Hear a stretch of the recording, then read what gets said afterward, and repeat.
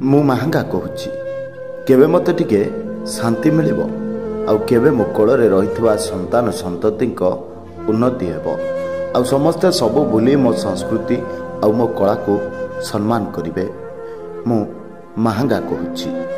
ମୋ ଛାତି ଉପରେ ଆଗରୁ ରକ୍ତର ଛିଟା ପଡ଼ିଛି ଆଉ ଏବେ ନାରୀଙ୍କୁ ଅସମ୍ମାନ ହେଉଛି। ମୁଁ ମହାଙ୍ଗା କହୁଛି। ସରକାର ପରିବର୍ତ୍ତନ ହେଲା, ଭାବିଥିଲି ଟିକେ ଶାନ୍ତିରେ ନିଶ୍ୱାସ ମାରିବି, ହେଲେ ଏବେ ବି ମୁଁ ଗୁମୁରି ଗୁମୁରି କାନ୍ଦୁଛି। ମୁଁ ମହାଙ୍ଗା କହୁଛି।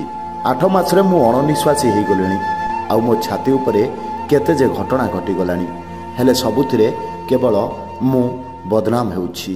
ମୁଁ ମହାଙ୍ଗା କହୁଛି।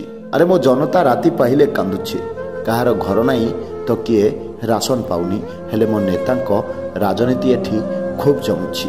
ମୁଁ ମହାଙ୍ଗା କହୁଛି। କିଏ ପ୍ରବାଦ ପୁରୁଷଙ୍କ ମୂର୍ତ୍ତି ଭାଙ୍ଗୁଛି ତ ଆଉ କିଏ ନାରୀକୁ ଅସମ୍ମାନ କରୁଛି, କିଏ ହକ୍ ପାଇଁ ଲଢ଼ୁଛି ତ ଆଉ କିଏ ପ୍ରତିଶୋଧ ନେଉଛି। ମୁଁ ମହାଙ୍ଗା କହୁଛି। ଆରେ ସାରା ଉତ୍କଳରେ ମୁଁ ସ୍ୱର୍ଣ୍ଣ କ୍ଷେତ୍ରର ଆଖ୍ୟା ପାଇଛି, କେତେ ବୀରପୁତ୍ରଙ୍କୁ ମୁଁ ଜନ୍ମ ଦେଇଛି, ହେଲେ ପ୍ରତିବଦଳରେ ମୋତେ ଲଜ୍ଜା ମିଳୁଛି। ମୁଁ ମହାଙ୍ଗା କହୁଛି। ଆଉ କେତେ ଯନ୍ତ୍ରଣା ଦେଲେ ତୁମ ମନକୁ ଶାନ୍ତି ମିଳିବ, ସେଇ କଥା ଭାବି ଭାବି ଆଜି ମୋ ରାତି ପାଉଛି। ମୁଁ ମହାଙ୍ଗା କହୁଛି।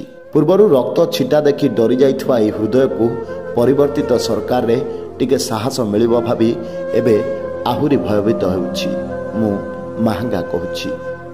ନିଜ ସ୍ୱାର୍ଥ ପାଇଁ ଏବେ ମାଆର ବଳି ଚଢ଼ୁଛି, ହେଲେ ସବୁ ଜାଣିବି ଏଠି ଚତୁର୍ଥ ସ୍ତମ୍ଭ ଚୁପଚାପ ବସିଛି। ମୁଁ ମହାଙ୍ଗା କହୁଛି।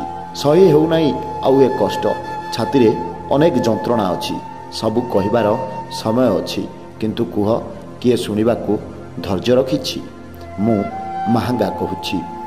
କହିଲେ କହିବ, କହୁଛି, ସେଥିପାଇଁ ମୁଁ ରହୁଛି। ମୁଁ ମହାଙ୍ଗା କହୁଛି। ମୁଁ ମହାଙ୍ଗା କହୁଛି।